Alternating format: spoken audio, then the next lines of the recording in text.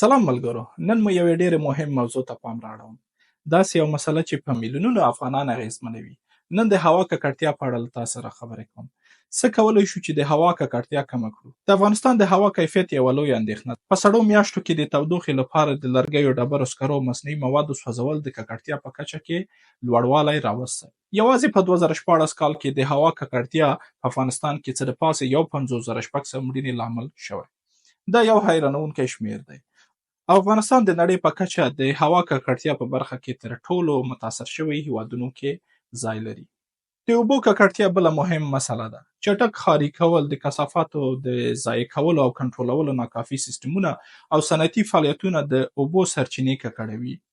ډیری افغانان پاکو اوبو ته لاسرسی نه لري، چې د روغتیايي ستونزو او د چاپیریال د خرابېدو لامل ګرځي. د ځنګلونو بې ځایه تخریب او د ځمکې تخریب د افغانستان ایکوسیستم ګواښ کړی. ایکوسیستم څه ته وایي؟ د چاپیریال او د ژوندي موجوداتو ترمنځ تعامل ته ایکوسیستم وایي. خو راځئ په دې ویډیو کې داسې یو حل لارې ته مو پام راواړوم چې ممکن تر ډېره حده د هوا ککړتیا مشکل حل کړي. کابل او داسې نور لوی ښارونه د ترافیکي یا د موټرو ګڼې ګوڼې ستونزې سره لاس او ګرېوان دي. په ساعتونو لارې بندې وي او هغه کسان چې باید وظیفو ته لاړ شي، یا هغه خلک چې باید خپل کارونو ته رسیدګي وکړي، یا په امبولانس کې یو مریض د خپل ژوند او مرګ دقیق شماري، په ساعتونو په دغه ګڼې ګوڼې کې وخت تېروي. دا زموږ ورځنی حالت دی، او دا چې دا موټرونه څومره ککړتیا جوړوي دا د تصور څخه بهر ده. د اډیبي دا سروې وګورئ. په کابل کې لومړی د کیمیاوي موادو سوځول لکه پلاستیک، ټایرونه او داسې نور مصنوعي مواد دي چې د هوا ککړتیا باعث کیږي، چې 32% نیسي، او دوهم لوی لامل موټرونه دي چې 31% کیږي.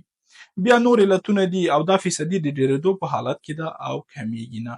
د هوا ککړتیا ډېر روغتیايي مشکلات رامنځته کوي. دا سروې در سره وګورئ، لکه تنفسي مشکلات، د ستوني، پوزې او سترګو مشکلات، د شیشونو خرابېدل او همداسې د زړه حملاتو چانس ډېرېدل، د سټروک یا مغزي سکتې او داسې ډېر نور مشکلات رامنځته کوي.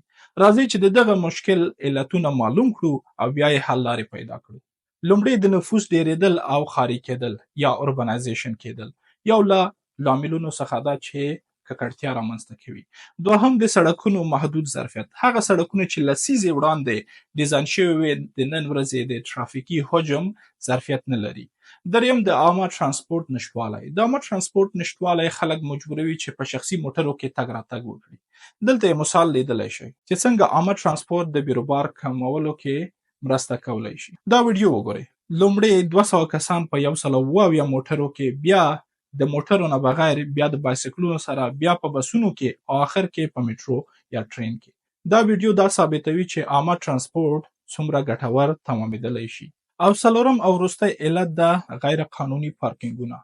دا ګډوډي لا هم زیاتوي. دا په داسې حال کې ده چې د 2019 د سروې په مطابق په هر 1000 کسانو کې یوازې 1 کسان موټر لري.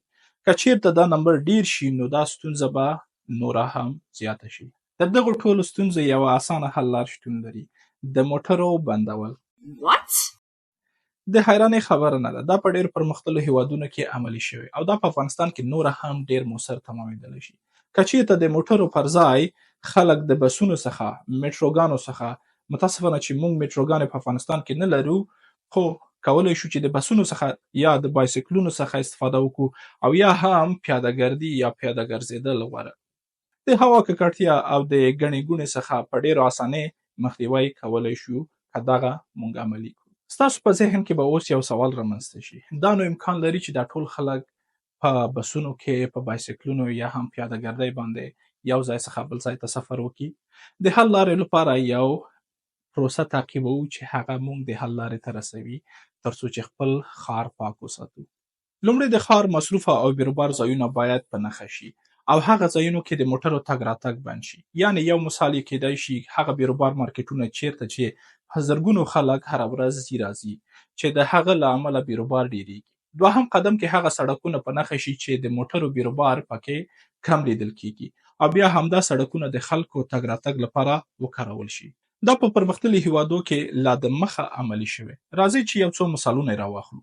لومړی انځور کې د اسپانیې یو ښار په 1980 کې د موټرو ګڼه ګوڼه کتلی شو، او بیا همدا سړک په 2020 کې هم لیدلی شو چې د موټرو د ګڼې ګوڼې څخه پاک شوی، او د دغه سړک ښکلا کې څومره تغییرات راغلي دي. او د خلکو د تګ راتګ لپاره اوس کارول کیږي.